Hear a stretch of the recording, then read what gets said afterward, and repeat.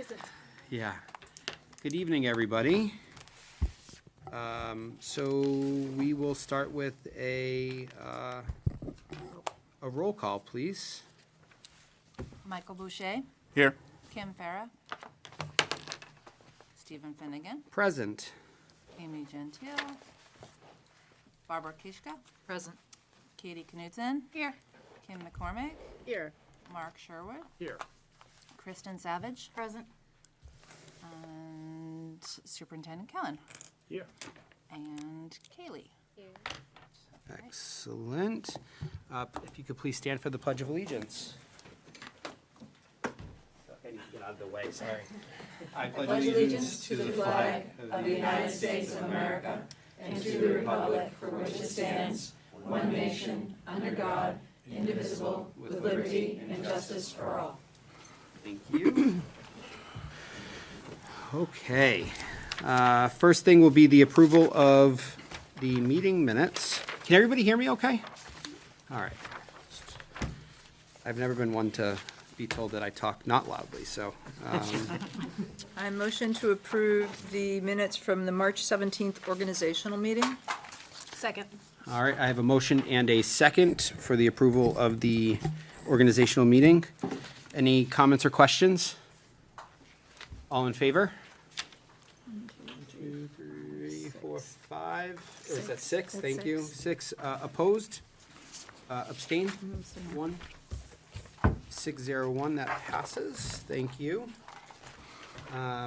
Next is the, Motion to accept the minutes for the regular business meeting of March 17th, 2022. Second. I have a motion and a second for the organizational meeting. Any comments or questions? All in favor? 1, 2, 3, 4, 5, 6. Opposed?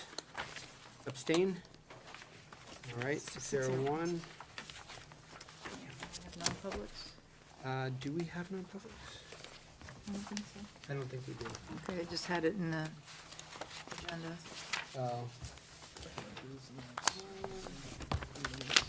We did have a non-public I last do time. have them in my yellow folder. Look at this. Thank you.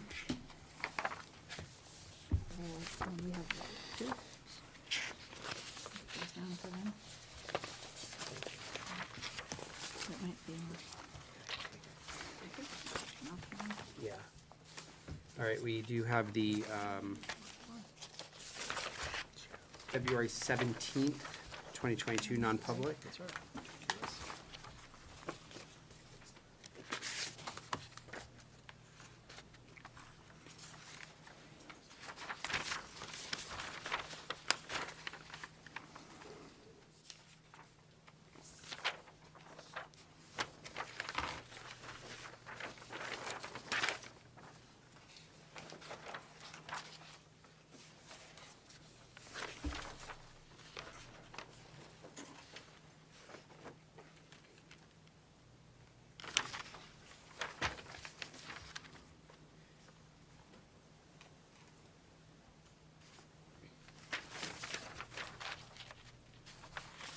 I think, on page 1, paragraph 1, sentence 1 needs to be rewritten.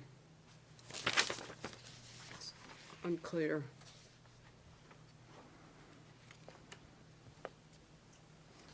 Yeah, that is a little inaccurate. Mm-hmm. Okay.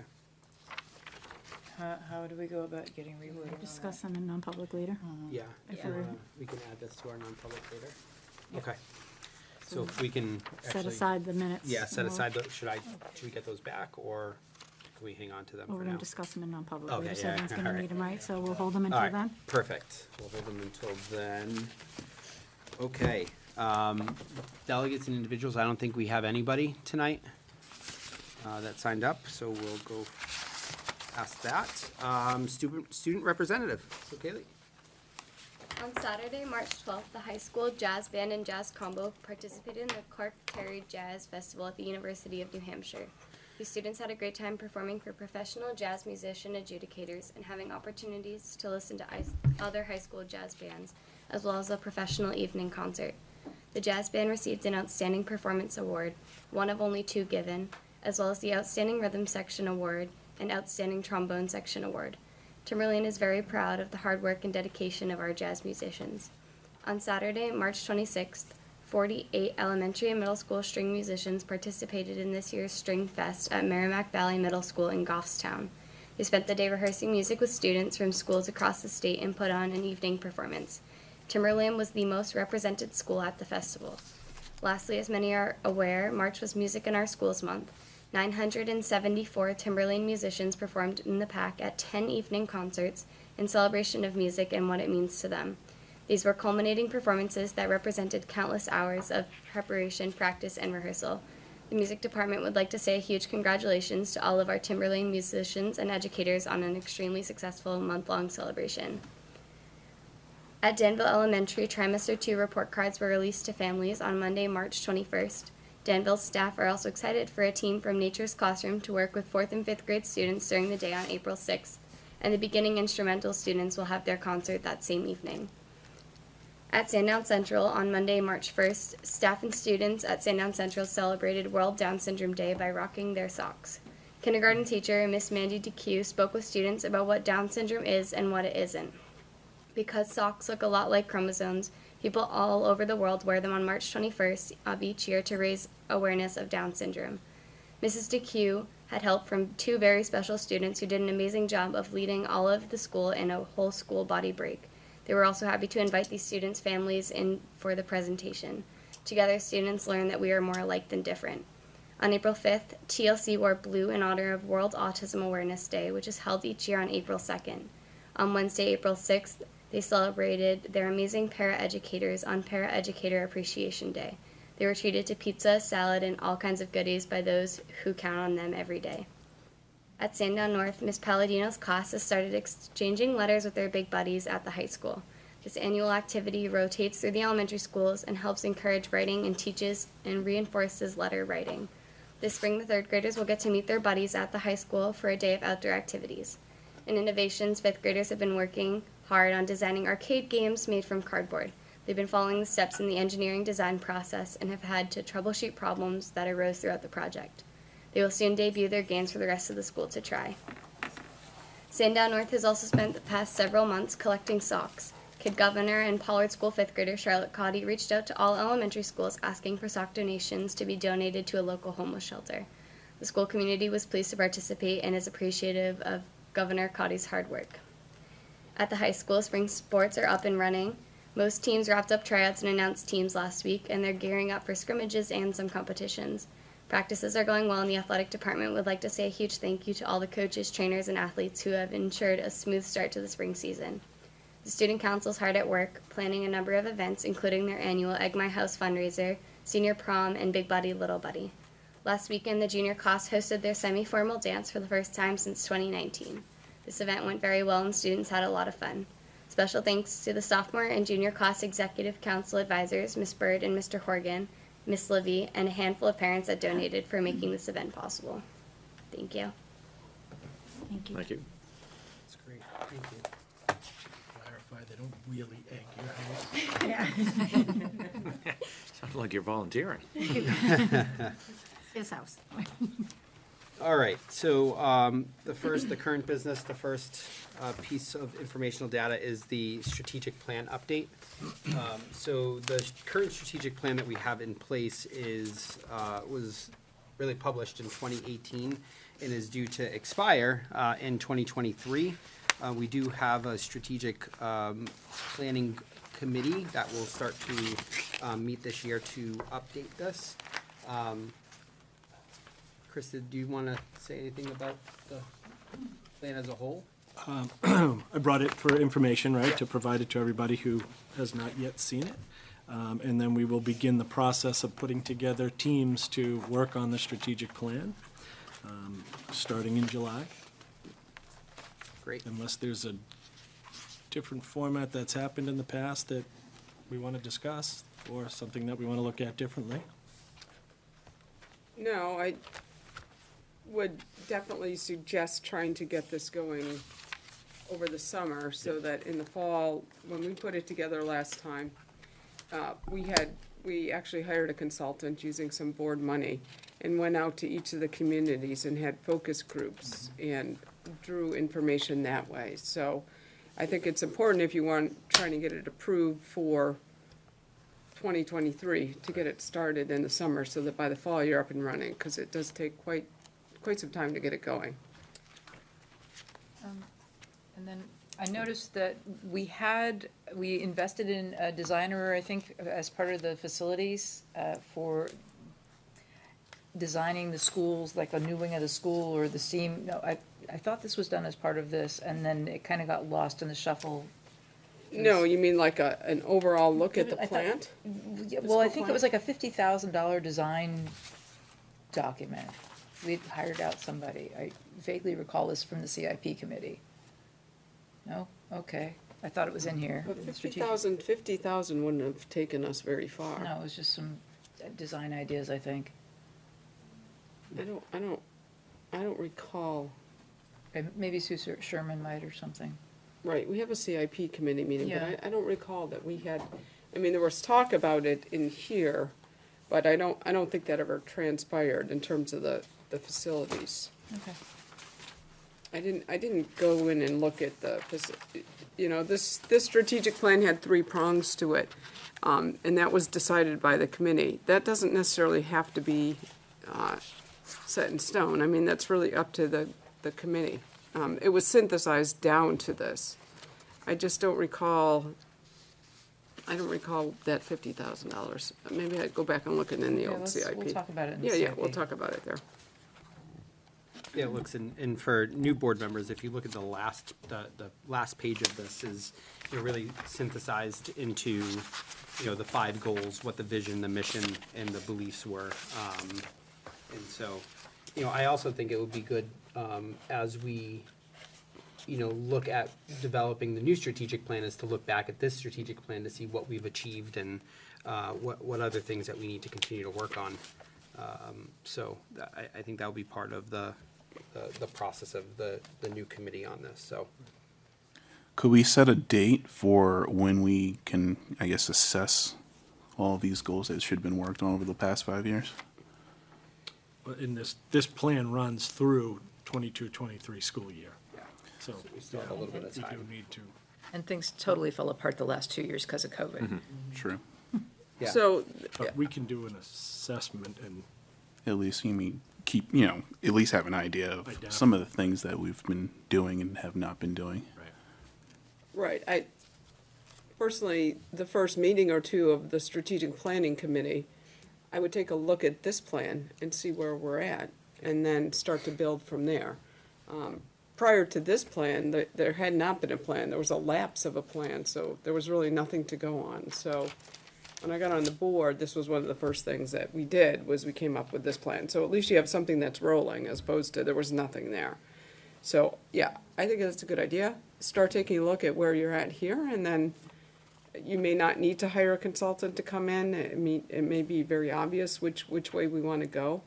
But it is important to get the community input on this and see where the community feels that there's a need for the district to improve. Personally, on this plan, I was a little I wanted quantifiable academic goals that we would rank in such a place or such a place, and pretty much wasn't able to get that in there. That's something I'd like to see in the plan moving forward. Is there, I know we said come summertime, is there any reason why we wouldn't start to look at pulling this committee together before then? Certainly do that, Okay. it's up to the committee. Yeah, so again, we can talk about that as we, those who are on the strategic planning committee, kind of figure out if you don't want to wait till the summertime, right? I mean, it's totally up to you guys, but I would. Could do a meeting in May. Yeah, I would suggest trying to meet as quickly as possible to really make that assessment and start working on that, if we can, so. And then, yeah, just sure. jumping ahead a little bit, Kim mentioned surveys, surveying the community, and we have a survey of the community going on right now, the Bright Future Survey, so maybe that can be a preview into what the next survey might be like. Sure, yeah, absolutely. Yep, okay. And- We'd want to use that data along with any other data that we can gather. Yeah. I mean, again, I think this really helps set our vision as a district, of what we're trying to do over the next 5 years. So, quite an important plan. Any other questions on the strategic plan? Super. Next is the school board committee assignments. So I emailed these out to everybody, and Kelly did as well. This says action. I don't know that we actually have to take any action. I think this is sort of what it is. Well, I think we make it, so these are the official committee members. Oh, okay. But you're missing a committee here. You're missing the delegate to the New Hampshire School Board Association meeting. All right. Oh. Thank you. And that's in October now? Is it? I I don't know. think they moved it. It used to be January, but now they're trying to make it with the legislative sessions. Okay. You were the last one that attended one. correct? Yeah. I'll check on when it is and send that to Steve. Okay. Thank you. Put a tickler in. Do you It doesn't wanna- necessarily need to be on here. We can always just appoint somebody if need be, Fine, somebody that can go. Yeah. Okay. But Barbara, maybe you can check that, or if you have that. And send that, yeah, along so we can add that. So I will open this up for any comments or questions on committee assignments. Hadn't facilities been on a prior iteration of this? And I remember there was some discussion. I don't remember where the ball bounced. Yeah, so facilities was a designated committee that I think we had discussed moving into more of the CIP committee, because that was one of the things that we had talked about.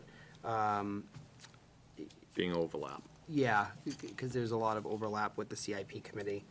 I don't know how we feel about that, or if we want a separate Are facilities there any committee. current members of the board that were on the facilities committee that could differentiate what the overlap is and Well, the CIP committee strictly looks at capital improvements to the district buildings in excess of $10,000. So that's the threshold for something to go in as a capital improvement project. Right. The facilities, and that CIP committee really is supposed to be doing their work from April, May through September, October, actually August, because the CIP feeds into the budget, so it really should be done before the budget season.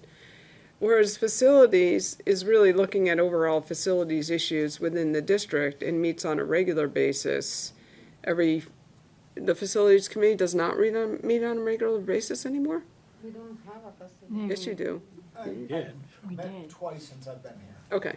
So they were meeting on a regular basis, but now I think what's happening, which from my understanding was that it had a lot of the principals and everything, and they were meeting, and now you don't do that anymore. We have safety committee, but we don't have No, facility. We've had a facilities. Yes, we have So it facilities. wasn't necessarily a board-led committee, it was more of all the principals telling me the problem with their buildings. And we kind So of that, used, that pretty much. Can ends you up see an being- advantage to having a direct liaison with this board, or are you seeing our faces frequently enough that it would be nauseating? Is there a benefit? So, good evening, Carl Inglesby, Director of Plant Operations. Nice to meet all of you that I haven't met previously. I can say that at previous districts, I've had a monthly facility meeting with usually one or two board members, and it usually consisted of the two board members, the business administrator, and myself, and we'd go over major projects that I'm working on, or even minor projects, just to be the liaison between myself and the board. That prevented me from coming to a lot of board meetings because the committee member brought any information back to the school board. It's totally up to you how you'd want it. I don't mind coming every other week to this, really. Or simply phoning it in to bring us up to speed so that, we don't necessarily want to take away from your time if it's not necessary, but I mean, even just, an email and if there's a benefit. It's totally up to the board if they want somebody to have all the answers to most of the questions, because it's a great avenue of communication between myself and the board. instead of me coming and answering questions every other week on stuff that you might not, because I'm not gonna bring up everything I'm doing that often to these meetings. I do bring in facility updates to you guys quite frequently whenever I'm asked to So give you an don't see a update. benefit? I do see a benefit. You I do really, see a I benefit. really do. I really think that having somebody to be the liaison between facilities and the board, but I defer to my boss as well. She would be part of it, of course, but. I just don't see a need of having the CIP and a facility. Well, there's two separate. The reason that there, to give you a little historical, there was a facilities committee. There was no CIP committee because they didn't have a CIP. Once the CIP committee formed, it did become kind of redundancy with the facilities committee. But our policy states what board committees we have. So if we're gonna get rid of facilities, we need to change the policy. I'm not against it, but it needs to go back to that policy needs to get rid of that committee. But what I hear is Carl saying he'd rather have somebody up here doing a committee report than him having to come to every meeting. No, and that's, No. that's not exactly what I'm saying, but I think it's keeping somebody in the board at all knowledgeable of what's going on in the facility, so there's never any surprise to the board. That's the basis of it. But I guess where we need a year-round committee, because if you have the overlap with CIP, So you might want to just have a committee that picks up like November to April. So CIP And then you is have- is more of a planning committee for major projects going on and that direction toward the Right. budgeting process, and planning for stuff. But you would be This- talking about your The facilities projects. committee would be what's going on in the building, what broke this week, the vandalism that happens in the building. That way, there's a constant knowledge coming to the board. I feel like that's valuable. Yeah, so what I think we should do is, I guess what I would recommend is continuing the facilities committee, and then, polling folks on the board to see who would like to be part of that. It sounds like, I would like to be. 2 members, so, I could use another, looking at this list, I'm a little scarce, okay, so Kristen. I see Carl at safety and everything else too, so I think they kind of go together because, Anything we're doing facilities me is down, gonna be. Okay, Kristen, Katie. because we used to do the facilities meetings right after safety. Yeah. So it Perfect. was it kind of worked. I mean, those Okay. right now are kind of, Gonna be right there. they're every other month type thing, but we can fill in Yeah. as Okay. needed in between, so. So, so I think, Carl, it's a good point, and I appreciate your thoughts on that. So we'll keep the facilities committee, and I think, Kim brought up a good point, right? In any committee, we can't just eliminate it, right? There's a process in order to eliminate committees. I think this was more of an oversight on my part, so I apologize for that. Well, no, we had talked about yeah. merging it and going down that route, so, Yep. but now that Carl's here and Yep. saying this, and Mark had a good question, I think it makes sense. Okay. And I mean, I hate to say, but it's convenient enough, because I do see him every other month with safety, Yep. and Katie will too, so, it's just adding something else in between, and we'll figure out how often. Great. Perfect. Excellent. Thank you. Thank you, Carl. Any other questions on the committees? Do you want to, I guess, officially note the alternative for budget committee? Yeah, so, thank you, Mike. So, what I don't have here is, alternatives for these committees if somebody can't make it. So, Mike has volunteered to be, Mark, your alternative if you can't make it. Be careful, he might ask you off. Mark can't, Hands publicly, thank you. Yeah. So thank you, Mike, for that. I appreciate that. Okay. I do believe, I'm looking at the Board Superintendent Leadership Team Standing Committees policy, that we should bring this policy to Policy Committee anyway, as, for example, Energy Committee is not listed as a committee. Okay. Neither is Personnel, but those aren't necessarily really advisory committees. Those are committees for negotiating contracts specifically, No, right? personnel is definitely in the policy because it dictates that the board chair needs to sit on personnel. It might be in Maybe an another asterisk. policy? Is there another policy, perhaps? There is another policy. Yeah, Okay. I do remember that policy. Okay, so we'll make sure, at least from the Energy Committee perspective to bring that.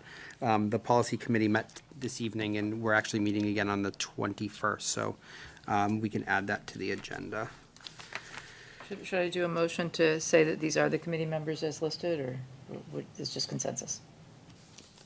We usually just do it by consensus. We don't take a formal vote on it. Okay. All right. And again, thank you guys for your understanding. I know we had, there's a lot of committees, and there was a lot of great feedback from you guys as to what you wanted to do, so I appreciate that. Next action is the revised school board calendar. So you'll note on the school board calendar, 2022-2023 calendar, we have, and Kristen and Chris, correct me if I'm wrong, the only change here is that we removed the July meeting. And I think that was it. Part of the thought was to, just give school board members an opportunity to have a little bit of time in between meetings, and we found that the agenda typically was a little bit lighter in July, so. But isn't that the first meeting after the close of the fiscal year, or the first meeting of the fiscal year? But we haven't customarily met in July. Yes, we have. We have? And in some cases, we met twice in July.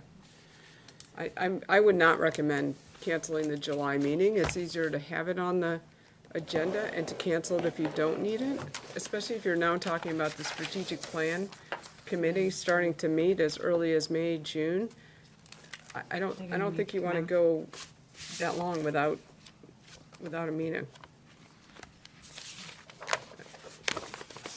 Look at the You've calendar, got, though. Yeah, I'm just looking at the calendar. So we meet on the 15th, no, it would be We meet on the 16th of June, the 16th of June. I'm not sure why this says the 15th. and then but it's the 16th. first Thursday would be the 7th, which is July 4th week, Yeah, which not good week. So do you want to just do, the make 20th, it the 14th? the 14th. That way it's close enough to the beginning, but it's not.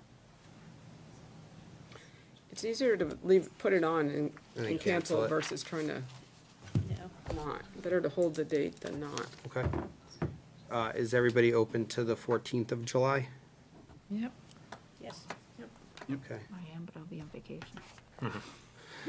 Actually, I'll be at a lacrosse tournament, but Okay. I can phone in if I need to. I will not be here either. Okay. So we just need to make sure we have a quorum. I'll be Is it- here. You'll be here? I'll be I'll here. be here. TBD. Be here, yeah. TBD. And then so Amy, so that's fine, yeah, we'll have a quorum, so. So we'll make that the 14th, and then. The other change was the March date. The first, it fell on school vacation. That's right. So, But that's the so- last meeting before the election, too. yeah. Yeah, Well, we generally don't cancel meetings just because they're school vacation, because the SAU isn't on vacation.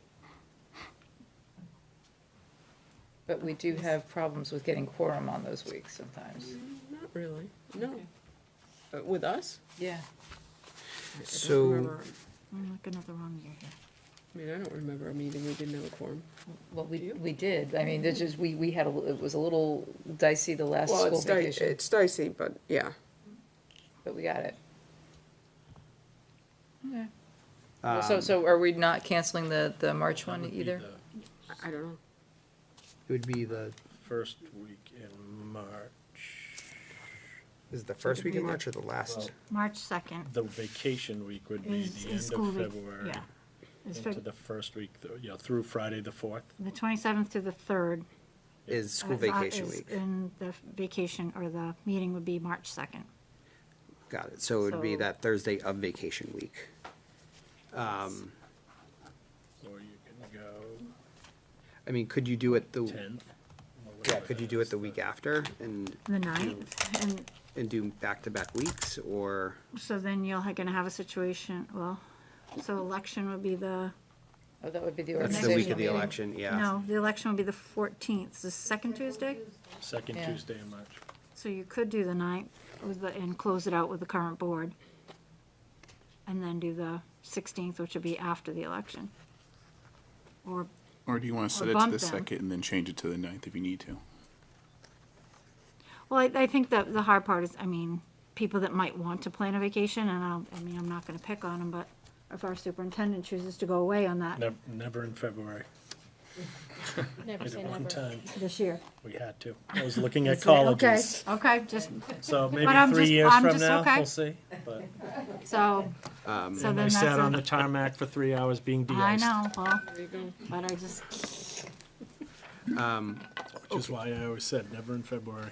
So I what? just don't want any of our staff to feel like they can't go on vacation that week if they have kids Yeah. in the school, because they have to be here to address something, so, because I know, I mean, we have people that were on vacation and tried to make it back or do something and got caught on planes, and that's no fault of their own, so I just don't want our staff to feel they can't go on vacation that week if their kids are also on vacation, that's my thought behind that. So the 9th seems doable? If, I mean, if everyone thinks so, I think it might be just a accommodation to people. So are we in agreement that we absolutely should be meeting before the election, that last meeting before the election versus the last meeting of February?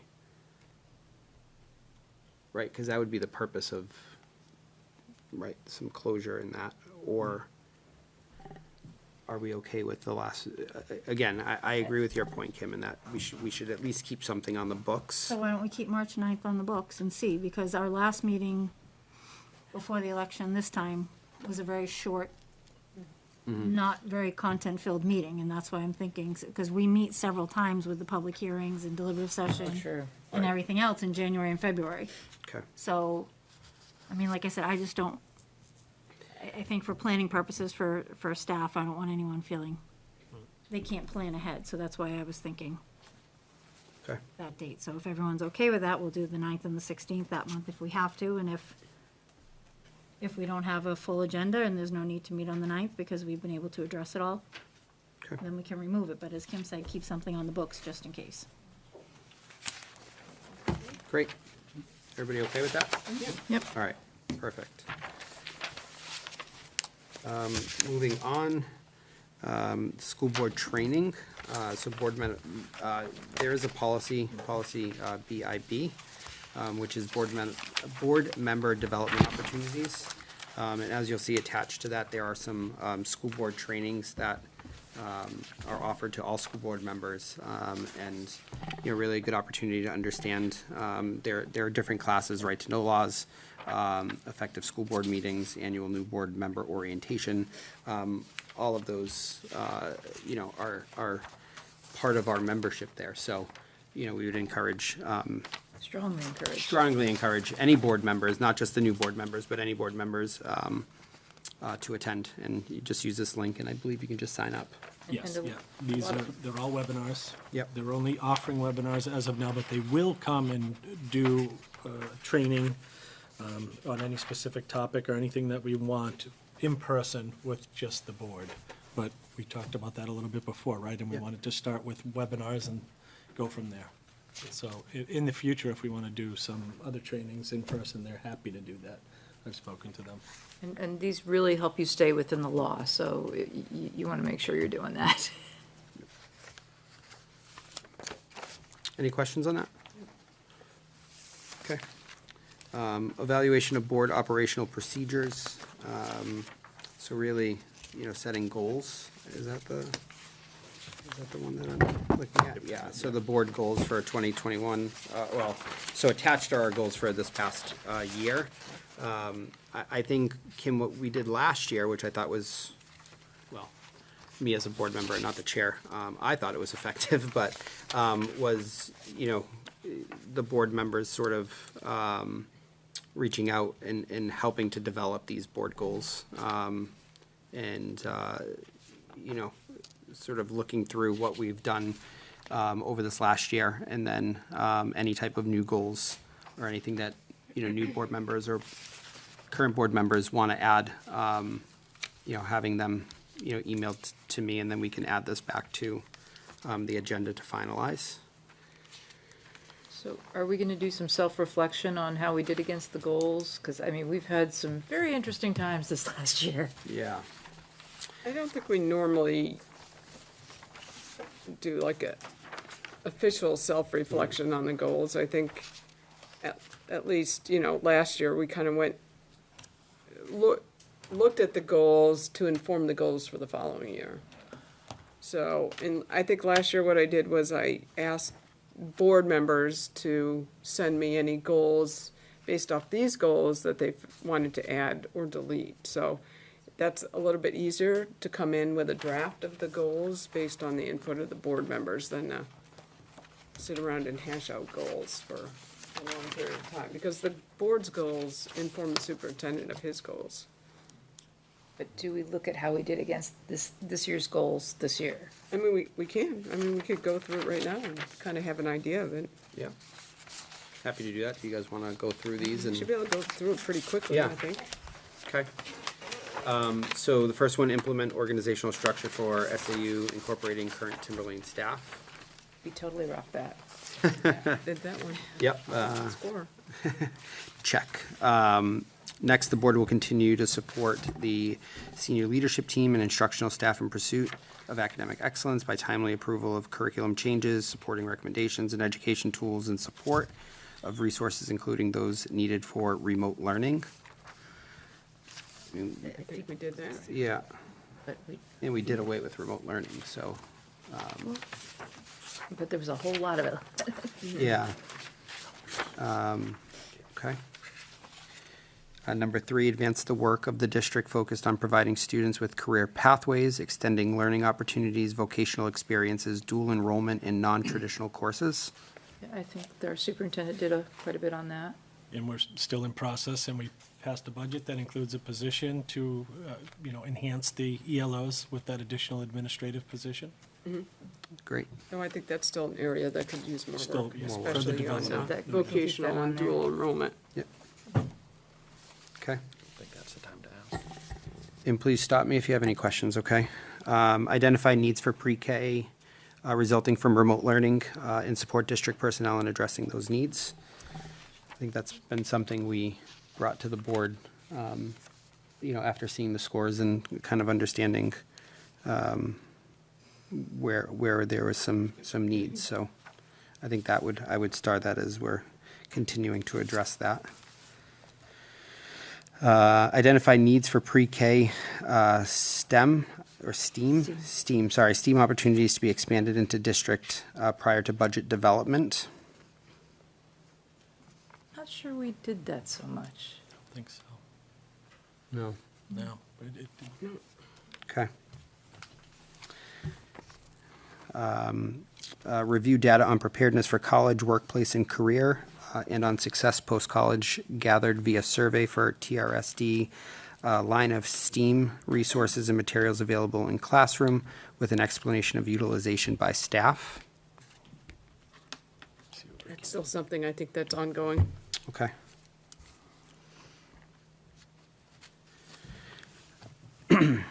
Oh, my This favorite. one I'm interested in. Yeah, this is my favorite one. Develop job descriptions for all positions and organizational charts for each department, section, etc. ongoing. Okay.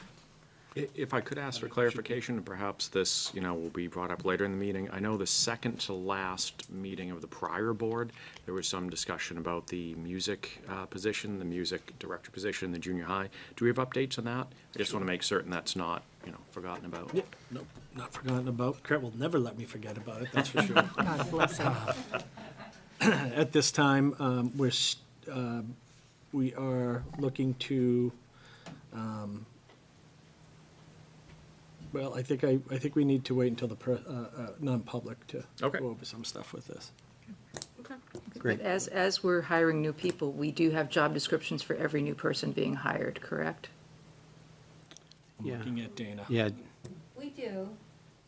We're looking to They're not- revise a lot of them. They're in different places. They're in electronic, they're in books, and they don't all have the same format. But we have a lot. We have a lot more than we think. She asked for new employees, like all new employees are being given we Yeah. have a job description. Yeah, all new employees, yes. Okay, it's a start. yeah. I think this is So- one that will It's Continued ongoing. Instead of develop, maybe we should be looking to standardize. Yeah, I agree. Sounds like we well, have different formats. Yeah, I think Different. part of the conversation when we created this was that we weren't, I think there were some positions that didn't have job descriptions, so I At all. think, Right. right. Right. So I almost wonder, Dana, if it's almost progress, right? So we went from, having positions that weren't developed, or job descriptions that weren't developed to now really standardizing the process and having everything in the proper format and in different places. So we'll start that as ongoing. Next is identify a comparison group of New Hampshire school districts and use the individual districts and aggregate data as metrics to gauge TRSD's student achievement, academic achievement, and academic growth patterns. That we did not do. We did not do. And we still need to, we Would be still need helpful. to do that, but we also just know from that last meeting that where we scores. stand. Yeah. Yeah. I mean, this could definitely be one that is carried over. Number 9, support curriculum work done K through 5 to align instruction, assessment, and reporting, and to build consistency between elementary buildings. I think that's something that's been worked on with the principals. That's going to be ongoing. Yeah. Okay. In progress, ongoing. That's Thank a you. Constant. Yeah. Number 10, identify opportunities and pathways for staff to receive professional development aligned with their professional goals and individual choice. Actually, we had a really successful PD day in March, and I'll go into that a little bit more during the committee meeting. Awesome. Okay. And as part of that, and I don't want to be a spoiler for you, but as part go of ahead. that, there was self-directed professional development opportunities. Great. And I'm sure you'll I'll explain it let much you better. expand upon it during your You'll do a committee better job than me, I'm sure. Okay. But I think this is a continuing. Yeah. It's one of those ones that's. But we just- did make progress, so Good. that was good. Good. Advance the work within the district to organize and implement an evaluation system for administrators. Another one of my favorites. How's that going? That is ongoing. I can tell you that's a project that Sandy is taking on right now, and she and I will work on that. Great.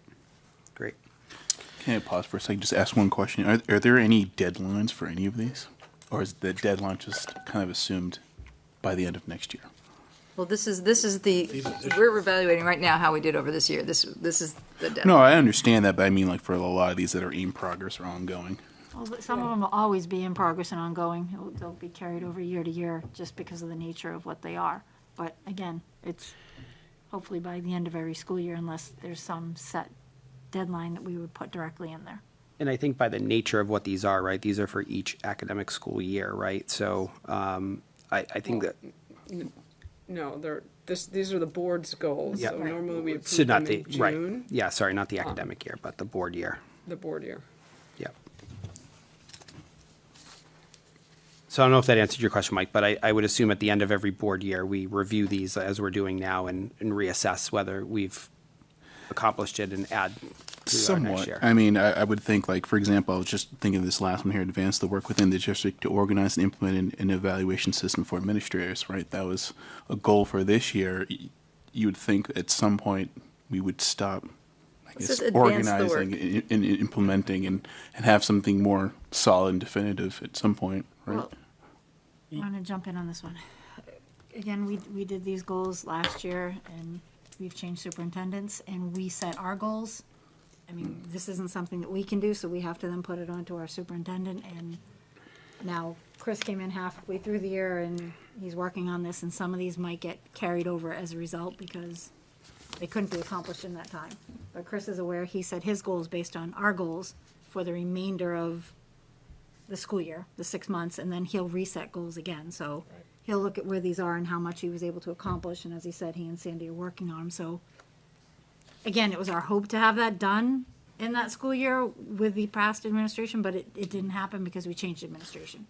So now we have to give Chris his time to kind of get his feet moving and get into these projects. Fair? Yes. So- To your point, though, will there be goals that are time limited? Yes, right, there may be. And they might be more in Chris's goals than in Right. our goals, because we're just setting a baseline for him to then set his goals.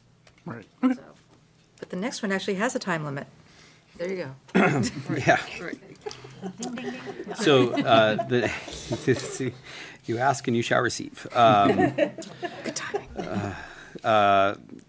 Review the impact of the COVID-19 pandemic on the 2020-2021 budget year, including possible encumbrances that may be made prior to the end of the budget year, no later than June 1st, 2021.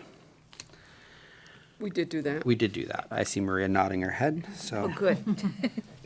great job. We did something. Evaluate the current budget and look at how to best allocate funds to address any concerns, gaps identified in the above academic goals. We I did think that. that's weird, and I think that's probably constantly happening. Well, that was really put in there because of the COVID issues. Yeah. That was related to one above, so Yep. I think that's been addressed. I don't know as you'd want, that's not a goal you'd carry forward. Gotcha. Okay. Check. Number 3 is audit for TRSD to be free of significant deficiencies and material weaknesses, and to the board no later than February of 2022. Maria, you want to jump up and down on that one? Yeah, I want to do a standing ovation on that. Yes, thank you, finally. Yeah. And again, for historical context, so let's just say we're happy to have Maria here. Yes. Yeah. Yeah. Thank you again, Maria, for all your efforts with that.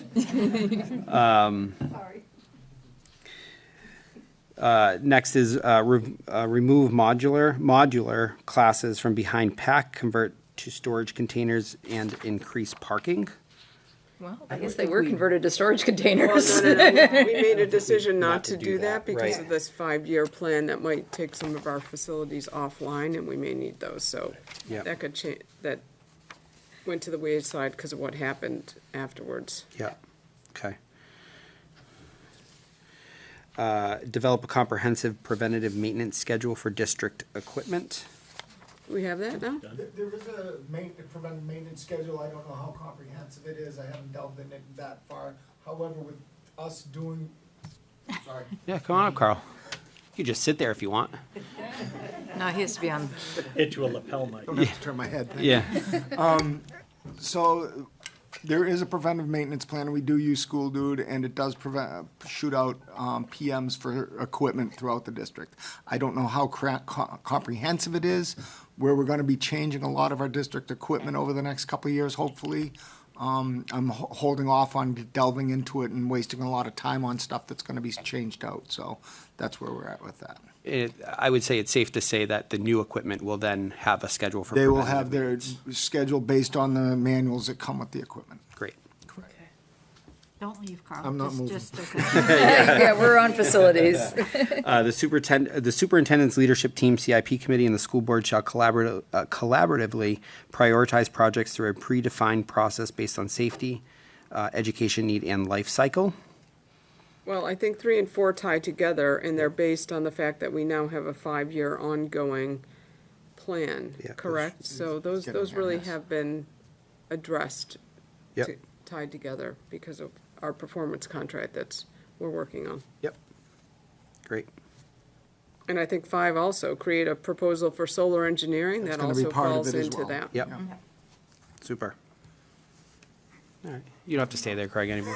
We're done. Carl, not So- Craig. Thank you, but- Carl. All right, receive the first draft of the CFO's proposed recommended operating budget for FY 21-22 with an executive summary. Any major budget, yeah, so that's Yeah, those have all happened. been completed. Yeah, All done. another one with a date for you, Michael. Need to just be updated. Yeah, We'll so carry that, those over, so. right, so that will change just the fiscal year. Receive the first draft of the proposed default budget, so that was done as well. The climate culture, work with superintendent to incorporate aspects of strategic plan related to culture and climate into district schools. Ongoing. Evaluate the prior implementation of the no bullying initiative and determine if it should be reinstated. That is ongoing as well right now. continue to ensure timely and clear communication to communities regarding district decisions and situations. I think Chris has been I doing think a great it's job. a with that. That's much fantastic job. improved. Yeah. If you've not heard Chris's phone messages, I'm not sure where have you Sorry been. about that. The last video was a little lengthy. Yeah, what you don't see is the fun of watching Chris try to record those. So that's Phone messages are much easier than the video. Thank you, Dean, Oh, he's laughing. for your patience. and then finally support a consistent initiative for collegial feedback and interbuilding collaboration throughout the district. I would say that's probably ongoing. So, I think it's, just going through that, I think it's safe to say that there's things that we've accomplished and things that are, we'll continue to move forward with this. And, so what I would ask for, board members to really do is, based on what we just went through, I would just start to think about, board goals for this next year. And if, maybe by our first meeting in May, if we can have those to me, I'll get a draft for our first meeting in May. Sound good? Great. Summer hiring process. And to make you all aware of the Yep. policy. Yep. So we do have a summer hiring process policy. And just so board members know, this is what it is and the steps that are taken in order to hire throughout the summer. A couple things here. Yep. Do we have the renomination list? Because has to be signed off on by the board by April 15th. Is this the last meeting before the 15th? According to RSA 189-14A, we have to notify teachers or educators of being non-renominated or re-elected, not give everybody a notice by April 15th. But the board, I just read your board policy, and it's different than, I didn't know that you did it that way. But all the other school districts, they send out the non-renoms and then bring the rest of the group to the board for nomination for the following year. That's not the way we do it. but doesn't it have to be done by April 15th?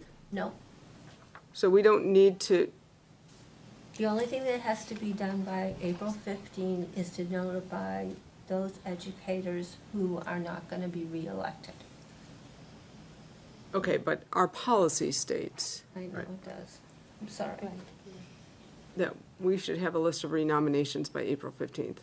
So if we don't do that, Then we're We in have a breach. list of non-renominations by April 15th. but the policy says, the Yeah. the superintendent's directed to present to the school board prior to April 15th, a listing of teacher nominations for reemployment. Right.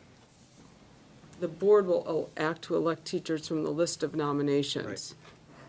This requires board action no later than the 15th. Yeah, So this is the last meeting before the 15th. yeah. I think you're gonna need to have another meeting. Probably. When's the 15th?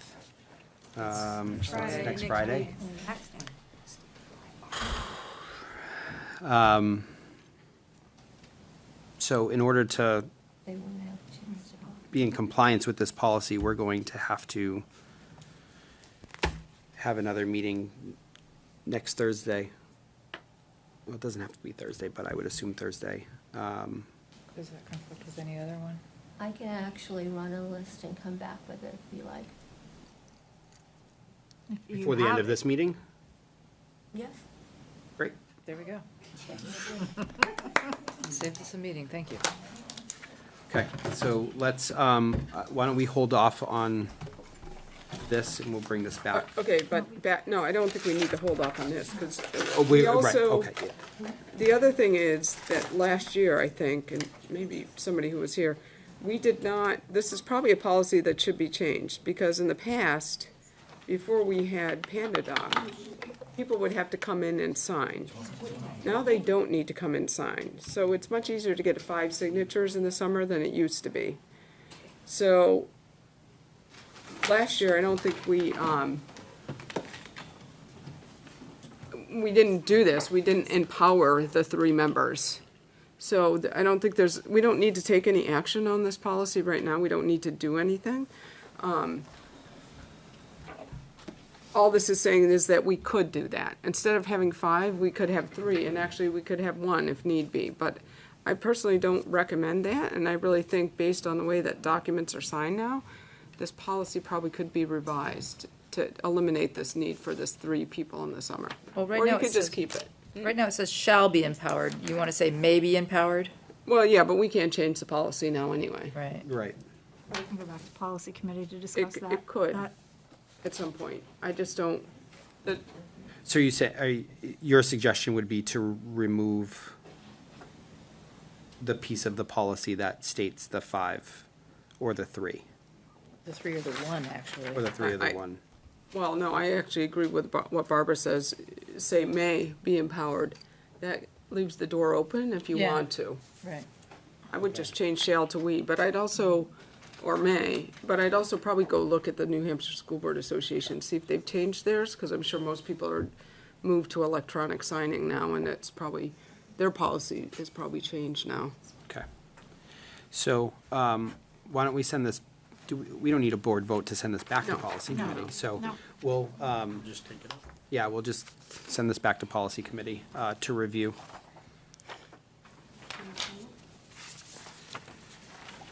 Okay, Bright Future Survey? In case you missed that message. Just a reminder that our 603 Bright Futures Survey, the State Department of Education 603 Bright Futures Survey, is online. We're encouraging everybody to take the opportunity to give us some feedback. So if you are a family with children in our schools, please complete the family survey, one for each student in your house. School staff, please complete the survey based on your experiences at each of our schools. If you work in multiple schools, if you work in only one, just do that one.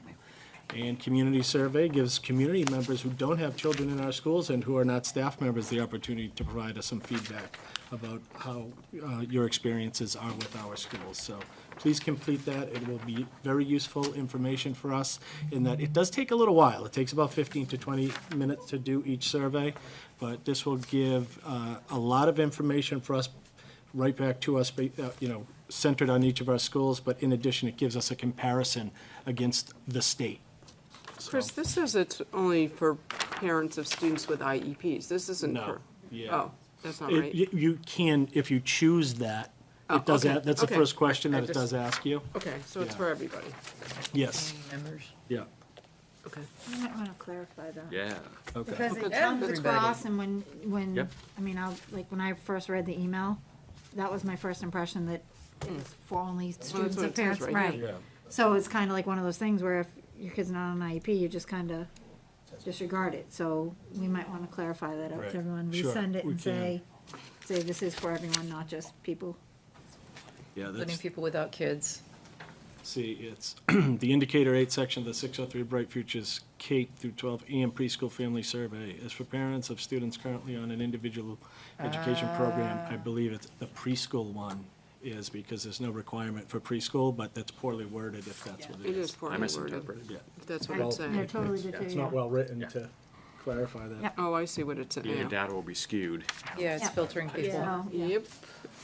So it's, Right, your first question as you choose, I'm answering this question, I'm answering this survey for a child who has an IEP, yes or no. I know, but I tell you, if I got this, I'd throw it out, Because Because not of my the- kid, yeah. because of the way it's worded. Right. well, Like, right, when I exactly got what the you're email, saying, I Kristen. honestly moved it right away because I'm Yeah. like, oh, I don't have a child with an IEP, so I don't need to do this. So Yeah. now So, that yeah, I know this it, I will Let go. this, Did you dig not it back watch the out video? and read the first line. I have a didn't lot of see the emails in video. case you don't know. Would you- Oh, I don't have any. Yeah, I know, so.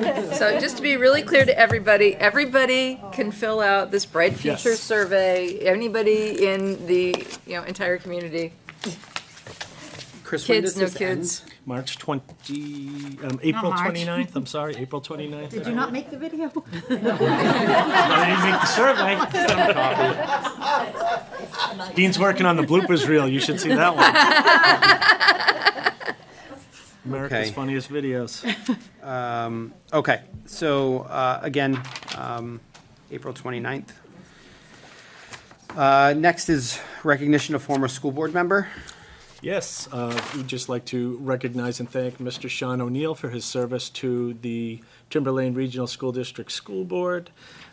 One of the things that Mr. O'Neill had expressed to us was that he did not want a gift presented to him from the school district, and in lieu of a traditional gift, he asked that we do a budget transfer to be made directly to our engineering program. He's spent some time working with Steve Rugaletti, and so has Lisa. And a donation will be used for durable parts to both keep the mill in operation and further expand on its capabilities. So we thank you, Mr. O'Neill, for your generous gift and your consideration of giving back to our schools even more than you already have with your service. So thank you very much. Thank you, Sean. Thank you. I also want to thank Lisa. She coordinated all the efforts to make this happen, so. Thank you, Lisa. Thank you, Thank you, Lisa. Lisa. Next is the Staples donation. Yeah, so Staples had reached out to us, and they are looking to partner with us to donate school supplies. They're boxes of school supplies. Each box, I believe, is approximately $5 worth of school supplies. It's likely that the total amount of donations will probably be somewhere in the ballpark of $4,500, where these boxes will be available to any students who need some of these school supplies. They'll start delivering these as soon as she's called me at least twice in the past 2 weeks saying, can we start delivering? So they're very eager to connect with us. It's the Staples in Plastow, so we're grateful. It's a local business, of course, part of a national business, but a local branch of that business, and they're looking to partner with all of our schools to provide supplies to students who might need them. All right, so we're presented a thing that has a lot of blank spaces in here. It's not saying what they're giving. It does. It says This is a kit. a kit, but it $5. doesn't say, it says each kit will contain blank. So I'm a little concerned that what they're giving is what we need or what we want. I mean, we need Crayolas for sure. We go through so many crayons, but are they giving us what we need? Yeah, I can get further information about the specifics, but yeah, it's crayons, pencils, pens, erasers. Yeah, but just Basic making sure school that it supplies. meets what we need, because I don't want to just have a storage of stuff that we've been given that Yeah, nobody's using. yeah. And the other thing is, there's a part here that says we agreed to, if somebody sues because of something we did, that we're liable for the legal fees. And I'm not liking that. Well, we're liable for any legal fees if somebody sues us, Yeah. So, or our insurance covers it. but the company shall defend, but there's a thing, the beneficiary will defend. But did we have our lawyer look at this? I did not. I can do that. Please. Not that I want to increase our legal fees, but I'm sure this is not a terrible thing, but some of it looked a little scary to me. It is anticipated that each kit will be sold for $5 plus tax, but the price is subject to change. They're not sold. That's their value. Yeah, that was my hope. I mean, that's my understanding of a donation, and that's why the wording was a little bit. Right. Well, it does say donation agreement at the very top. Yeah, but then it says each kit will be sold for $5 plus tax. Yeah, see, exactly. This is a little, this is a little odd, the way it's saying they have to come to the store to get it, and then it's No, $5. I think this is probably. So it's a probably for boilerplate corporate write-off agreement that on they there. have. Right. They can write it off, Right. locally to their corporate They office. wanna That's my deliver them. guess. Right. They're buying it themselves. Well, we in all appreciate likelihood. the thought, but we've got to make sure that. Right, Yeah. we don't want to sign legal stuff that might be. Okay. Yes, I do appreciate that they're wanting to donate lots of stuff. Let's just make sure it's the right stuff. We should also look at the policy. I know there's a threshold of, if it's a donation of $500 or more, something And I has think to that's why happen. it's coming to us. $500 or less can be accepted by the If it's superintendent. 500 or more, it needs to come for us. $501 or more has to come Okay. to the board. And that's why I brought this one forward. Great. So we'll wait further legal advice on that. If everybody agrees it's worth it. We can't preemptively vote on that, assuming legal greenlights it. Didn't think so. Hoping to get it off the plate. What's that? Contingents, Why couldn't we vote to approve it, assuming contingent legal- upon. What I don't wanna do Greenlighting is it. hire legal and spend $1,500 on legal for a $4,500 donation. Donation. Exactly. What- I mean, and, We don't I have to mean, accept it every either. contract has, that's basic contract language Yeah. to indemnify and defend, and, I mean, gross negligence on them, I mean, if they put something And into the Primex box, would- that's a whole different thing as opposed to, you know, Kid dropping what a they're box in kind of his head. saying in here, I mean, it's, you know. I think this is their standard donation agreement, if they were donating something Yeah. big and heavy versus a pack of pencils, I think you're getting the same thing. Yeah. So, I mean, I don't necessarily have a concern about the language, but, I mean, like I said, if everyone wants to have legal look at it for a quick glance, I just would like to specify to legal that it's a quick Glance. glance, boxed. and we don't want him Yes. to dissect and Yeah. and pull Red apart line the, and- right, I mean, it's a yes or a no, but I don't see why we can't do a Pre-vote? Quick vote thumbs that up, thumbs willing down. to accept a donation up to 4,500, assuming legal approves the contract. I mean, Go then ahead. then it doesn't Good have to- motion. I'll second that motion. There you go. All right, so I have a motion and a second to accept the donation up to $4,500. Any questions, comments, concerns? All in favor? 2, 4, 6, 8. Great.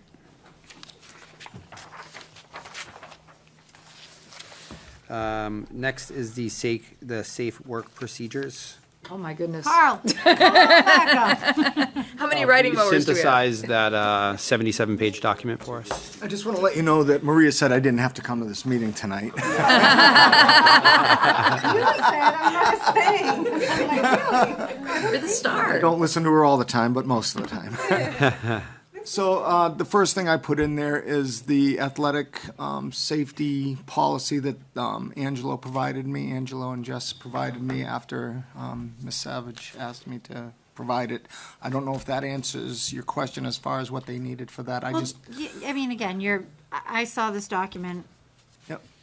prior at the safety committee meeting, so I was able to look at it, and it was all encompassing, and I just noticed that athletics wasn't something that was in there, so I said, if you're gonna have all of this together, let's pull it all together and centralize it, kind of like what we were just talking with the job description, so, so yes. So then again, I've done this at my previous districts. I put a safety policy for everything that facilities did or anything that could be done by anybody facilities related. And then we put it on the district website, and I put it in a safety manual at each of the buildings for the custodians to use. It's just something that I feel is needed, just to show that we do have a safe procedure. Training will be given to each of the custodians as these are handed out, so it's just a better way of doing business to make sure that people know that there are safe procedures on how to do things. From everything from throwing trash away, mowing the lawn, yes, 3 times on the riding mower, I'm sorry, I got click happy, I guess.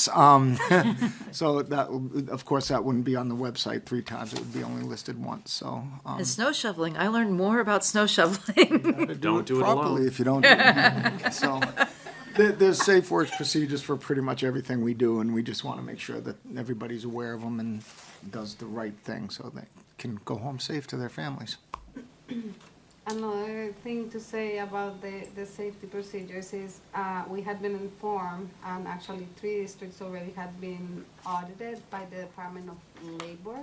Supposedly each school district has to have a safety binder where we have all of our safety policies, all of our safety procedures, and the Department of Labor is showing up at SAUs unannounced to look at our safety manual, at our safety binder. So we already have ours, we put it together as soon as we hear that. This is the last part of the binder, but just so you know, that's happening in the state, so that's another reason why we developed these procedures. Yes, ma'am. Do you have an MSDS binder? No, we don't. We have an SDS binder because the standard changed about 5 years ago from MSDS to SDS for hazardous communications, and we do have SDS binders. And can So somebody for say what those SDS who, is? it's material safety So data. safety data sheets instead of material safety data sheets, it's totally changed. About 5 years ago, the rules have changed. So the SDSs are for all the chemicals that are. That is correct. All the chemicals used by custodians, all the chemicals used by science, everything, the kitchen staff. There were some that I couldn't find when I got here, so we've created some for all the schools. So there is a nice red binder that says safety data sheets at each school now. I don't know if I have everything in there, but everything that I know that we have used so far are in the binders. Great. Excellent. Well done. Thank I you. just want to say, this is so thorough and well done. Thank you. And there's stuff I didn't even know I didn't know. So I think that for every school to have this and for everyone to be aware of all of this is incredibly well done. Thank you. So, thank you. Simple my and pleasure. Elegant. Yeah, nice job. Thank you. What's that? Now you dance. You do not want to see that. All right, next is the 2023 fiscal final voted budget. With a beautiful graph. Nice pie chart. There Can I any? just ask a couple questions on this? What did the health trust rate, what was it projected in the budget and what did it come in at? The final has not come out yet. We haven't sent the final yet. Oh, when do we usually get that, in the summer? It's probably the first week of May. Okay. Last year, I think it came like May 5th. The other question I have is, well, I've got a couple other questions, but quick questions. When is our food service contract up, and when is our bus contract up? They are up this year. The food service RFP is out. It's posted already. We had the walkthrough last week or the week prior. The So- bus contracts are up at the end of 22-23 school year. Both of them? Because I didn't think they were, I didn't We think did they ran. extensions. Oh, So right, we those two did. run on the same Yeah, but we Durham did. and Dorman and and for student, we did they're on the extensions, cycle? putting them on the same cycle. Oh, okay. We did Alright. take action last year to do that. Yeah, Or, in the yeah, fall, To take the extension, right? Yep. yes. And then we have the RFP for food services out. We already have the walkthrough. 2 companies showed up, well, 3 with Whitson's. And I'm just waiting for the responses. It's due April 25th. Okay, so normally with those contracts, the board does weigh in on those. Oh, absolutely, yeah. Yeah, I will bring it up I just wasn't after. sure if you knew, because I don't think you were here the last time No, we did no, I was not. Those two contracts, the board usually weighs in on. Huge contracts. Yeah, those are huge, yeah. Yes, I will definitely bring it to you guys. Well, I have to open them for the bid process, but I will present them to you. And I actually asked the DOE for if they had like a Template. for the rating, or because I do have to give the DOE the criteria what we base our decision on. So Do you, on the year-to-date budget, are we having any issues with our utility lines, given the steep increases, or are we locked in on we're rates? stretching our dollars as much as we You're can. stretching them? We actually, Lisa, Carl, and I this week had to spend quite a few time. Many hours talking about what we're doing to try to cover the expenses. So you feel like we're gonna be over on those lines? We might, so we have a lock rate, but the lock rate is Right. not the delivery, right? So that's where they really truly get you. We have a locked rate for the actual purchasing of utilities, like the gas and the electricity. However, each company that delivers electricity charges their own delivery rates, and those are not locked in, so Right. that's where we're getting hurt. Oh, yeah, the electricity went so far up recently, and we're getting hit too, We're right? still buying electricity at 6.8 cents per kilowatt, which is beautiful, but they're killing us on delivery rates. Okay. So we are doing, actually today, we did some transfers from accounts that we had some left over, and we're trying to stretch our dollars so we can cover it. But yeah, It's a darn good thing we've been saving electricity with all those LED lights. yeah, no. You just need solar panels, Barbara, come on. We're working on it, we're working on it. Could we see a year-to-date budget at some point? Just send it out. It's electron- posted, yeah, it's Yeah. posted in the school board and the budget I'll take a committee look at as it. well. Yeah, but if you have any questions or if you want anything drilled down, let me know, I can definitely. So we're gonna have to adjust that in next year's budget too, right? You also have to keep in mind that, and I don't know if I have ever asked this question, but the budget report, the budget to actual report that I run for you guys every month is based on the voted budget, not on the budget with reallocations, which is the more accurate budget to look, because a lot of the lines, like in the reports that I run for you, there are some lines that are obviously overspent, but because you have authorized reallocations, so we have done internal reallocations to cover specific things that had come up. So I don't know. I know the budget with transfers is a higher number because it includes the encumbrances that you guys authorized at the beginning of the year. But it's the total budget but plus encumbrances, and then it's just the ins and outs that shows a more balanced budget throughout the year. So I don't know if you have any issues that I start running that budget in the budget with reallocations, because it gives you a better picture of where we are with reallocations that we do throughout the year. As long as they've been authorized, I don't see any problem.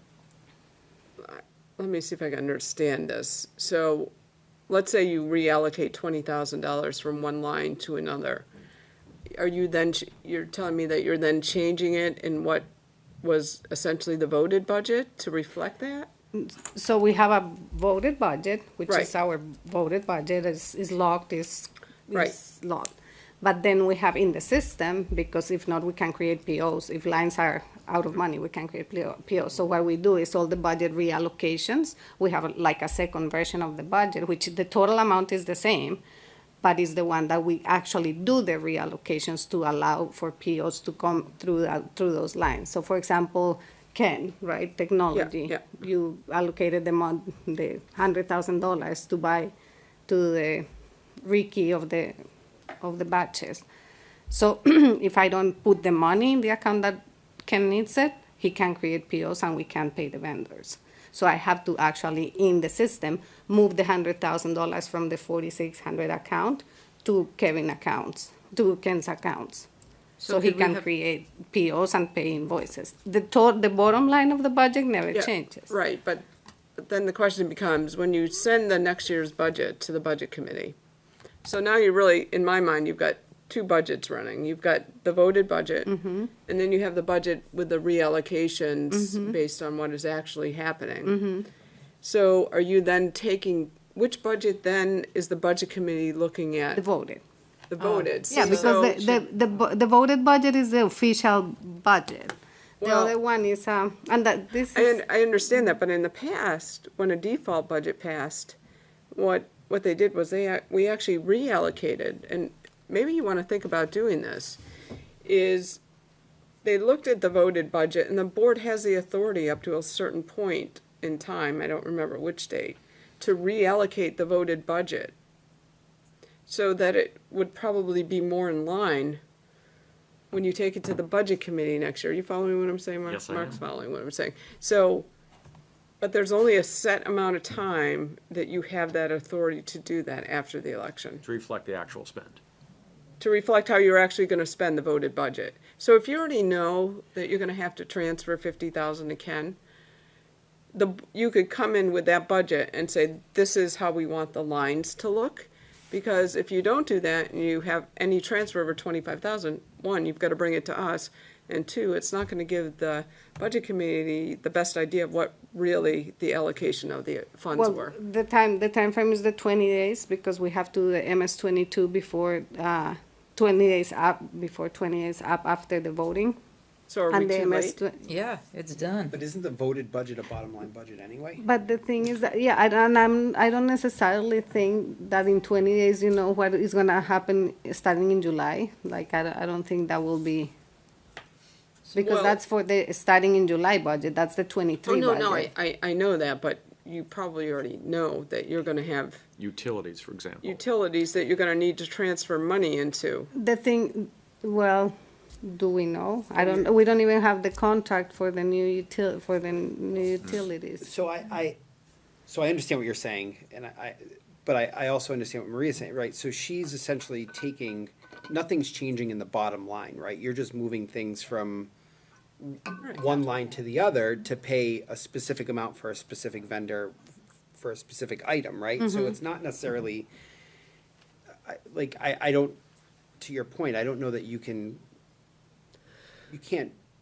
like understand or know that prior to what you're going to be, you know, Right. spending or what the items are, right? So you're not changing the budget, you're still using the parameters within the budget, because it's a bottom line budget that's voted on.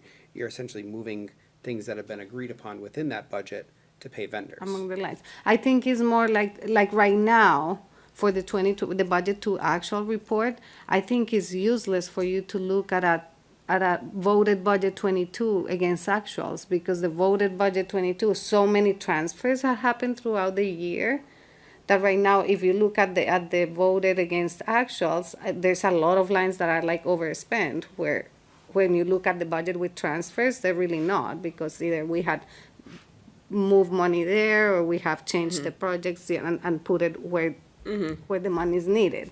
So more than the beginning of the year is at this time of the year, like the April report. Yeah. I would like to present it to you guys with the budget with reallocations, because that will be a better reflection of where we have done within the lines. Maria, would that be beneficial to have that report on like a quarterly basis for the board to review? Yeah, I post It's it in every there, month. it's under the Post it every financials. month. Yeah, the budget to actual report is posted in both, for the budget committee and for the school board, every month. Okay.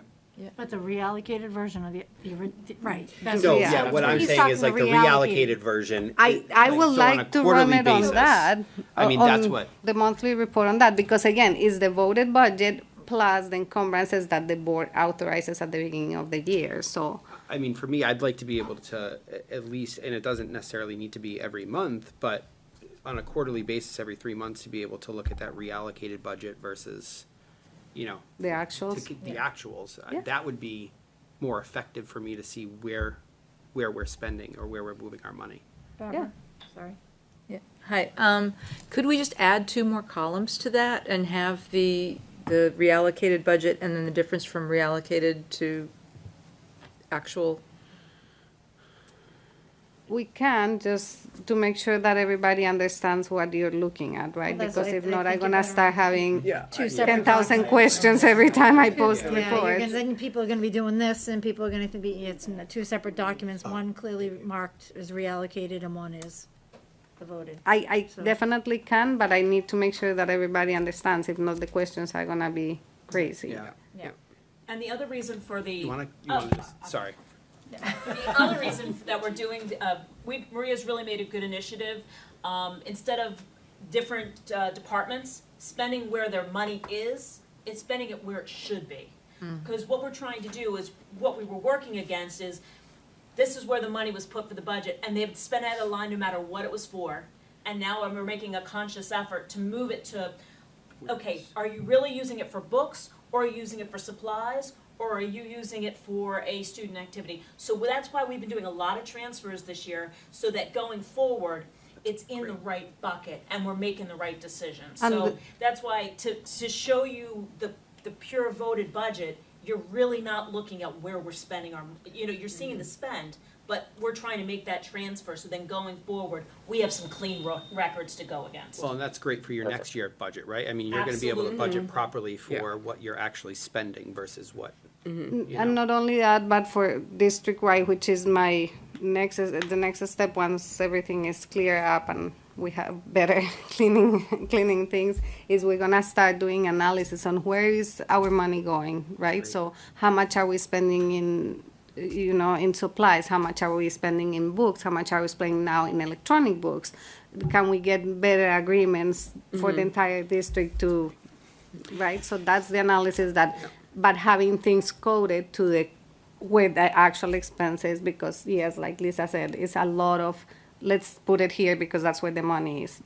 So technically, in fact, Maria, you are actually doing much more work in order to be more structured in identifying where the funds are being spent. So I really appreciate that. I would actually, I would request, I would ask the board for this, is that we get that report on a quarterly basis so that we can actually see.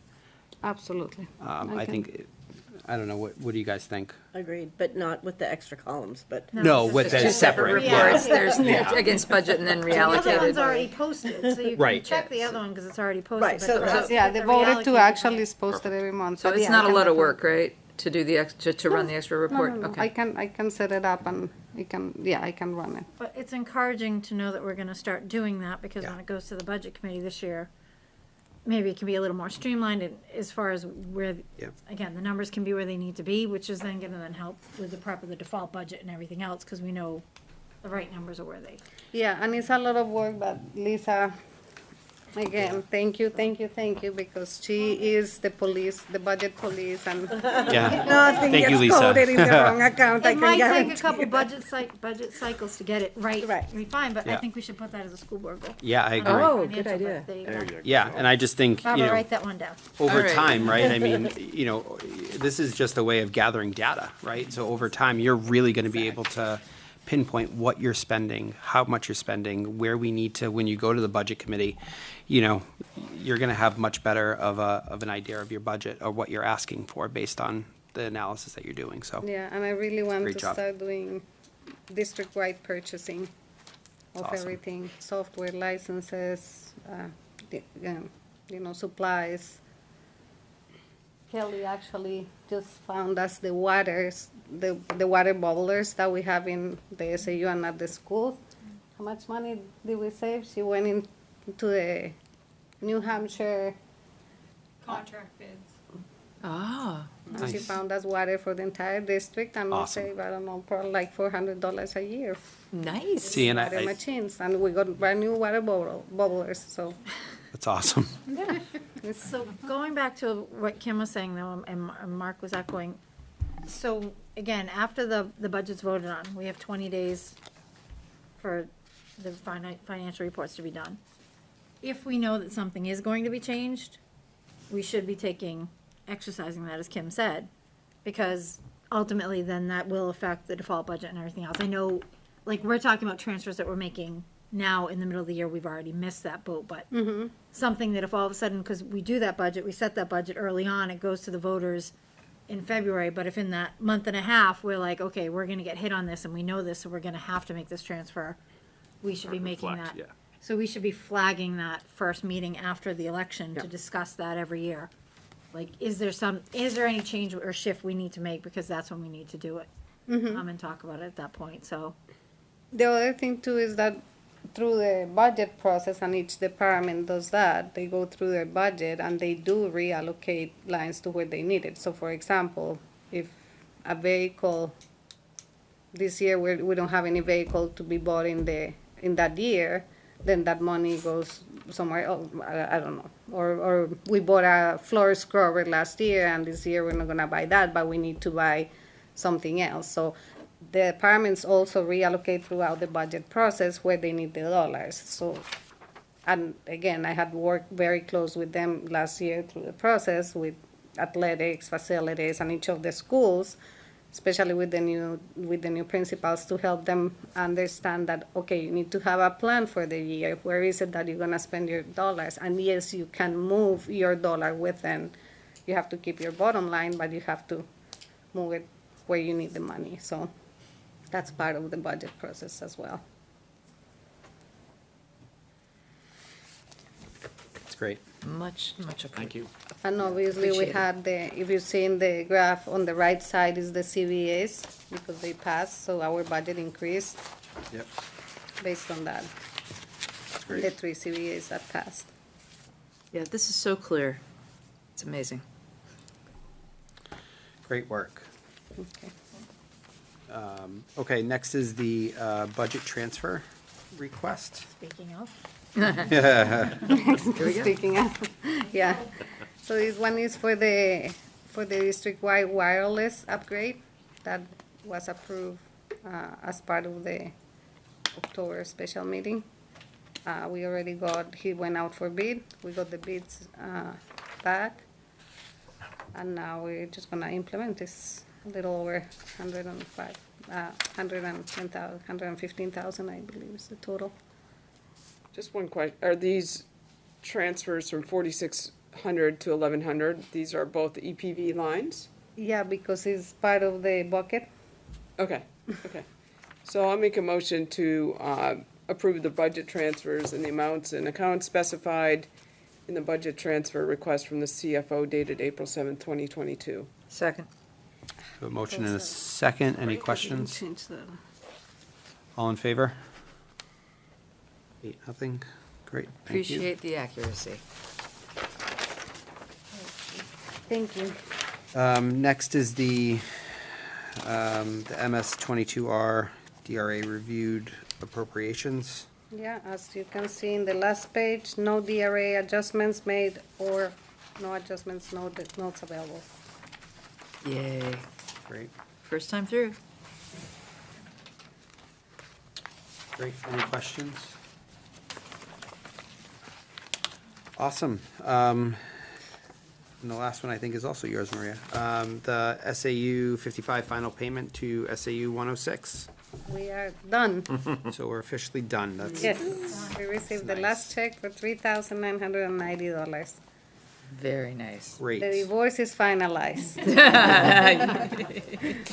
We got custody. We got custody of the money. Good for us. I got custody of my kids. Oh, there we go too. Not sure who's dancing out, but okay. Awesome. Well, thank you, Maria. Thank you for and team. Thank you guys for all your efforts. So I'm very thankful for my team. Without them, I could not do this. I can guarantee you I cannot. well, we definitely appreciate all your hard work. So next is the administrator's report. Nothing to report. I don't want to take away any thunder, I think. Oh, Some no, of no, them go gonna- ahead, Oh, please. go No, ahead. you're better at it. I didn't ahead. take any notes, so I thought okay. Amy was gonna be here. I'm just going to talk a little bit about the March 30th PD Day, but I'll let you do that. And Oh, you have all the Please. words. I don't don't. speak, teachers speak. Flip a coin. have Vote. it. Come on, children. Not it. Robert's yours.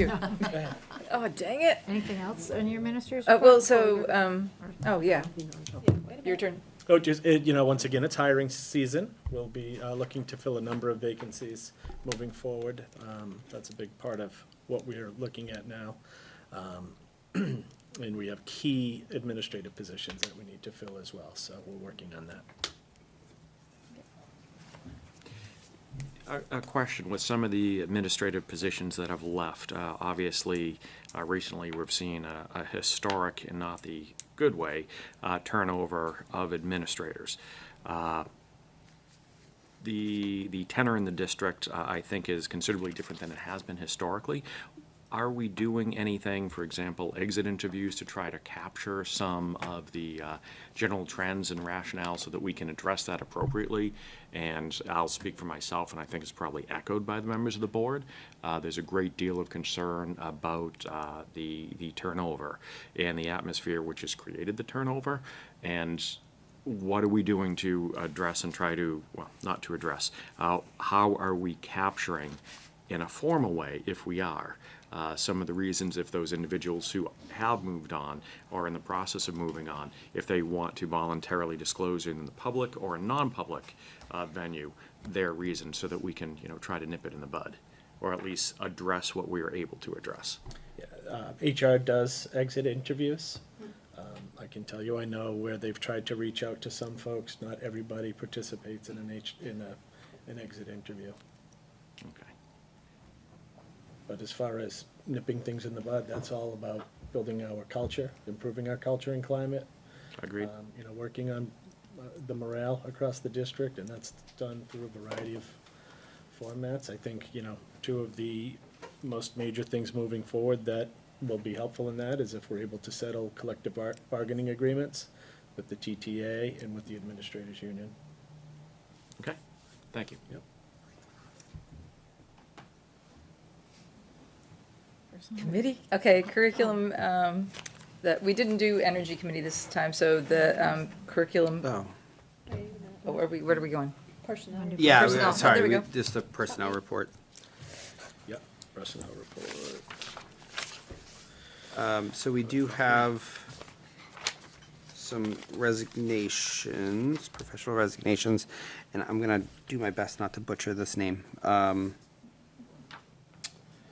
So professional resignations for Bobby Matusek? Matusek. See, well, I tried. Matusek, sorry, Bobby. Don't butcher the rest. Yeah, well, yeah. Next is resignation from Dave Russell, Michael Connor, and Douglas Blay. So, I'll make a motion to Thank you. accept the 4 resignations as stated. Second. all right, I have a motion and a second. Any questions, comments, concerns? All in favor? 8-0, thank you. Now, on to committee reports. So we'll start with, yeah, we'll start with Barbara. Good, there you go. Because, I was just kind of looking around, so, yeah. All right, so the Energy Committee, we didn't meet. The Curriculum Committee, Kelly Brooks gave a special education update, and we noticed that we've had a disparity in the number of identified students across the schools. This is something we noticed previously. So she's going to each of the schools, and we're trying to normalize the criteria so that they will be better aligned. So I don't think we'll see as much discrepancy after she gets through with that normalization process. What else was she doing? Can you help me out here? Well, we're continuing to work on the special ed audit, Yeah. which is a big part of that, gathering information. We met again today, reviewing some of that information and looking at how we allocate our resources based on those populations in each of the schools. Especially with regard to related services and things, there might be the opportunity to make some reallocations, or really not opportunity, but necessity, to really target our resources to some greater populations in one location rather than the other. Thank you. The other thing, we reviewed a English book proposal, so we do, that it is our policy, if we introduce a new textbook in the curriculum, that gets reviewed, and we were assured it didn't have any objectionable content. And then we had the Professional Development Day, the PD Day in March, and that was a big success. And I'm seeing these, yay, thank you. I'm glad, and that's a good morale booster. So in addition to the state-required professional development, several of the teachers led their things in their specialty, subject matter experts, and then we had the teachers being able to share best practices and identify other people who were interested in the same thing. So that was a great morale booster, so very happy about that. Yeah, everybody did a tremendous job preparing their professional development, delivering it. I did the suicide prevention and suicide awareness that we provided primarily for paraprofessionals, but it was provided by a number of our counseling staff and our Timberlane behavioral team, where Tim Lena and Kelly Bennett and Shana McTagg did the presentation on that day. They did just a tremendous job. I've participated in a number of suicide prevention training and awareness, and the way in which they delivered the information, and there was great participation by all of the folks in the audience. It was a very difficult topic, of course, but very well done. And that's all I got. Great. Kim? I don't have anything. Okay. For me, Policy Committee met this evening. We've just as an FYI, the Policy Committee is meeting twice this month in April to try to catch up. We have changed our meeting schedule and time. So the policy committee is now meeting still once a month, but for 2 hours now, to really try to get as many policies through and to the board for read. So so I think we're meeting on the 21st and have some policies that will be coming to the board for the next meeting. That's all I have. Okay, so I have safety committee, which you and I were both at. Yep. And of course, things are moving forward there, lots of plans and thoughts and action. We are currently putting expanders in for basically Verizon, because we work with them and that's who our contract is with. So we are putting some expanders in the schools where we had areas where we're dead spots, where people could not get service. So if we ever had issues, we would be able to have that availability. We're also looking at all the schools and trying to figure out which ones may still need additional cameras. Homeland Security, they gave some input as well, so we're working on things of that nature to try to fill in the gaps and get things up to speed. And we assume at the next meeting will probably be coming, the next safety committee meeting, we'll be talking about some sort of a schedule probably and proposed budget, and that will be coming back to this board to talk about how we're going to move forward and what makes the most sense as far as doing it and moving those projects. As Ken had stated, if he was here, doing it is difficult. We have the question is, do you do every school and a few in each school, or do we pick a couple schools and just deal directly with that school? Because sometimes the labor costs become more moving them from school to school to school. So we might just, have to figure out which school has the biggest need and start there and move in a direction that way, as opposed to a few in each school and building up. So those are the things that we'll be talking about at the next meeting, and hopefully be bringing some more information back to this board after that. Other than other committee meetings, I don't have anything, but as for my report of the school board, I do want to report that this Saturday, through Pollard School, we've done the Run of the Savages, which is a 5K. All the proceeds from that go to the Jimmy Fund at Yes, I'm saying I'm tongue-tied here. The Jimmy Fund at Dana-Farber Cancer Institute. It's always been a successful event. We've raised approximately $70,000 so far. Not this year. In the 10 years that we've been doing it, this is our 10th year. 2 of those years clearly were COVID impacted, so we're really excited to be back this year in person again at Pollard. We haven't been able to do it. It's kind of funny. We're working out the kinks and going, oh yeah, wait, we got to do that. Like things that we just haven't had to do for a couple of years. But we're hoping to see a lot of people. We currently have 244 people registered. You can still register the day of, and that starts at 9 o'clock with the 5K actually at 10 o'clock. So it's a great event. We have a lot of support in the community, the police department, and throughout the school. Everyone's been great and always is. So thank you to everyone that's supporting us, and we hope to see them there. Yeah, and if you prefer to come and see how slow I run, I will be there. So my goal is to not finish last. So so if people are walking, I feel like I'm in good shape. All right. We have somebody with her Yeah. baby stroller who's Oh. registering her baby just so she can cross the finish line and drag her baby across the last if Awesome. she has last. So It's perfect. we'll have some competition That's, out there, isn't that? It's That's a good idea. fantastic. Awesome. Planning.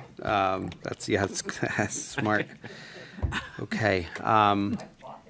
I think that's it for committees, correct, for right now. One of the things I think, that will happen as new members, each of you now have your committee assignments, and the goal will be to kind of reach out and, figure out when you guys will start meeting, how, what the cadence is, the times and things like that. So as we continue to move forward, this section will be filled with your reports as well. So correspondence folder, I don't think there's anything. Vendor and payroll registers. I do have a course. Oh, you do? Great. Somebody gave me that to give to the board. Oh. Should It's a sealed envelope. Winner, please. Yeah. What do I do with this? Did I take a look at it before you start? Yeah, I'm reading not it? gonna. Yeah. You can pre-read it. We'll wait. Okay. So, just What? I make would sure not there's read it no- out loud. Yeah. Said pre-read himself. Yeah. Yeah. And then And it's correspondence, it's not gonna be read publicly anyway. It's- Right, It's yeah, gonna I'll- be given to the board. Maybe Yeah. it just needs to be scanned in. Okay, yeah. Super. What's the safety protocol for this, by the way? Yeah, seriously, I don't have one for opening letters. yeah. Yeah, is anybody volunteering? Oh, there we go. Okay, great. Wow, perfect timing. So we can review this. There's 10 here and the rest are coming out. Thank you. Okay, so, shoot this Yeah, way, technical difficulties. one down. There's nothing with the vendor or payroll registers, is there? No. Are we, yeah, we're good there, so, thank you.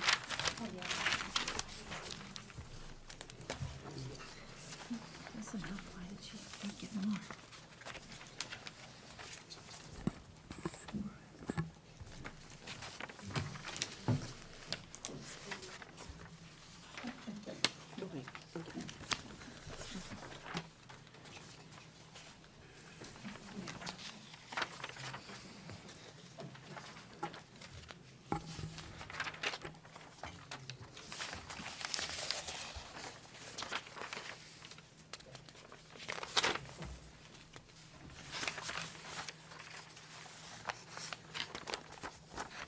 I think we should move to a non-public and have a discussion about this. Okay. And then come back into public. Okay. All right, yeah, so, we're gonna move into, non-public under, sorry, 91, dash A colon 3. Definitely C, and Going under A and C. A and C, yep. So, and we will come back to public, and, yeah, so, I'll make the motion to thank you. enter under A and C. I'll second it. All right, I got a motion and a second. All in favor? Roll Now you call. have a roll call. Oh, all in favor to do a roll call. There you go. Mr. Boucher, Yep. Dr. Farah, Yes. Mr. Finnegan, Yes. Ms. Gentile, Mrs. Kishka, Yes. Mrs. Knutson, Yes. Ms. McCormick, Yes. Mr. Sherwood, Yes. Mrs. Savage. Yes. Great. Do you need a list of the non-renewals as well? I have that. We usually just have a list of the renewals, but That can And be the- illuminating, Could we? that's fine. please. Yeah. Sure. It makes it easier. If it's not too That much should be- trouble. Do you have it right there? Public I record. do have. That'd be it right awesome. Oh, well, there we go. Yes, Yeah, if you please, got it, thank let's you. see it. And this includes administrators too, Yes, correct? but this is not, you're not gonna discuss this, sorry. No, Right, this yeah, is we're, non-public. yeah, we're going No, into we're entering non-public. into We non-public now. just did. Yeah, we're in. Dana, did you just hand me the same thing here that this is?